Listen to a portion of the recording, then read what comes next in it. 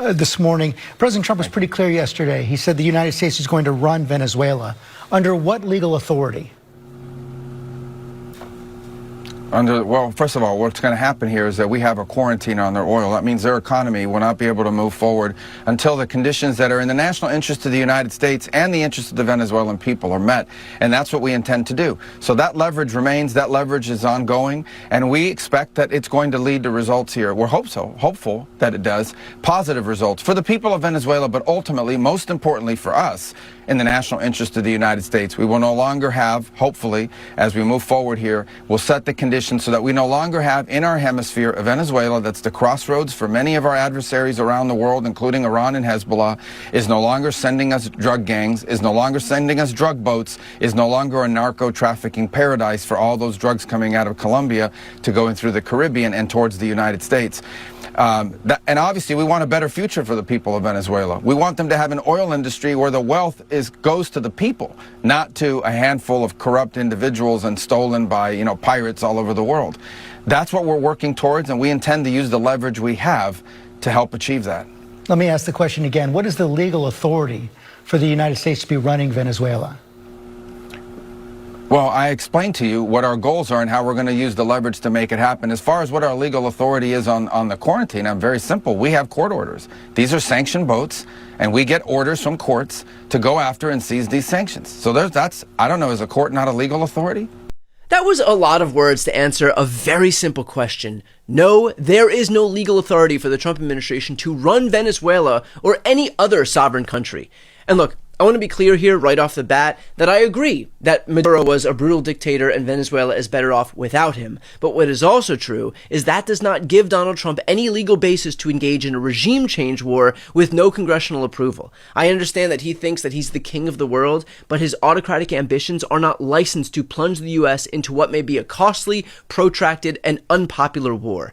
Note too that Rubio says, quote, "We want a Venezuela where the wealth goes to the people." Right. That's what this White House is looking out for, the Venezuelan people, which is why they overthrew a dictator and then left the rest of his regime in place. The vice president is literally the one who asserted power right after Maduro was arrested. So if this was truly about helping Venezuelans, then why are all of the same actors who'd been screwing Venezuelans right back in charge?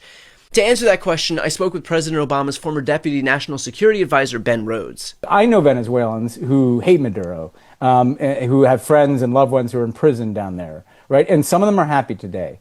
But the tragedy to me is that Trump doesn't give a shit about them. Right. Like, he's already dealing with the remnants of the Maduro regime. Like, he's already said he's not going to try to support putting the opposition in power. Now that, not that would be easy either, but he's making no pretense that this is about democracy or a better life for Venezuelans. It seems to me like his only priority here was that Maduro was too much of a bulwark against him being able to consolidate natural resources. But then the next guy in line, who I think is his female vice president, if I'm not mistaken, she won't be as much of a barrier. And so, okay, she can stay because it was never, to your point, about human rights or anything like that. It was just about who's going to give him the clearest runway into consolidating natural resources, which of course he and his cronies derive some financial benefit from.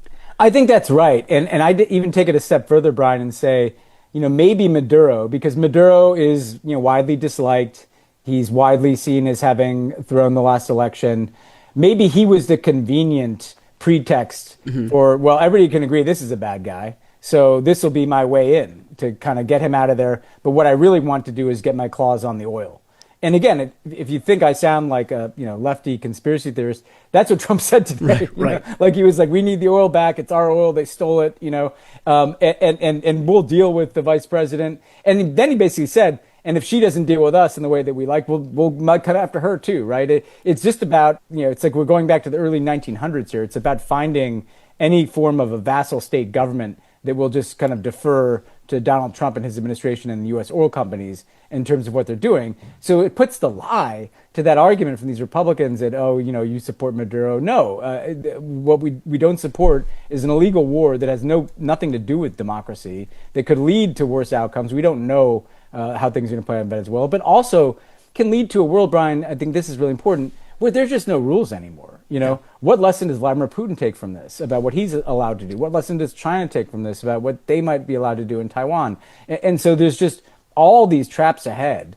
And so I think we can't, I hate it when there's like so much throat clearing defensively about, well, it's good Maduro's gone, because you either think this is a good idea or a bad idea. And I think this is clearly a bad idea. And of course, to watch this full interview and all other interviews, please make sure to subscribe to this channel. It is and always will be 100% free. That link is right here on the screen and also on my YouTube page. But in other words, it was never about helping Venezuelans. It was solely about finding pliable leaders who would allow Donald Trump to pilfer another country's natural resources to enrich his friends at the oil companies. And that's not even conjecture. Last year, Trump told oil executives that if they donated $1 billion to his campaign, that they would get a, quote, deal because of the taxation and regulation they would avoid thanks to him. Well, a year later, those oil executives were gifted Venezuela. Trump made good on his promise because those are the people who paid for him to become president, so now he's returning the favor because it's always about his wallet. Now, with all of that said, I'm actually less interested in the there wasn't congressional approval part of this because, frankly, most people don't care about process, they care about results. And the reality is that this administration is broadcasting that their priority is expressly not taking care of Americans, but rather in engaging in regime change wars in South America. That is what they're putting above healthcare for Americans, food assistance for Americans, jobs for Americans, revitalizing manufacturing for Americans, lowering inflation for Americans.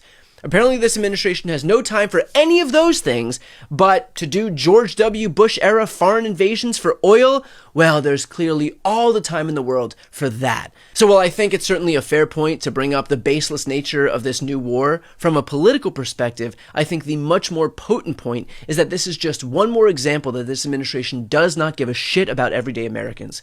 Trump has spent his time not giving opportunities or lowering costs or expanding healthcare or growing jobs right here at home, but rather heaping more wealth, more power, more influence onto himself and his rich pals.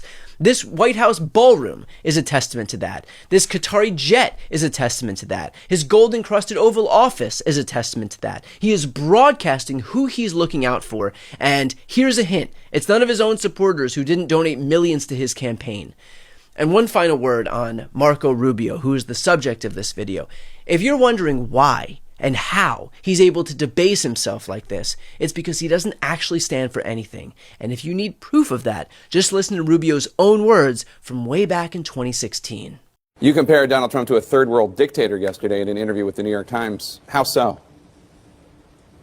Well, I don't know about a dictator. I said a third world strongman. He's running for president, so no matter what, he won't be a dictator unless our republic completely crumbles, which I don't anticipate it will. But yeah, here's what happens in many countries around the world.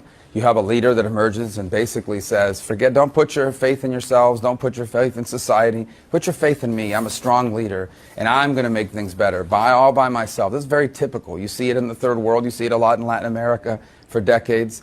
It's basically the argument he's making that he single-handedly is going to turn the country around. We've never been that kind of country. We have a president.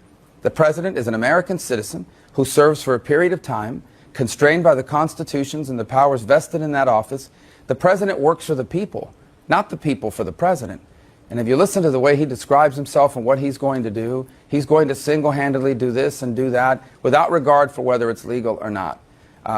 Look, I think people are going to have to make up their mind. I can tell you this, no matter what happens in this election, for years to come, there are many people on the right, in the media, and voters at large that are going to be having to explain and justify how they fell into this trap of supporting Donald Trump.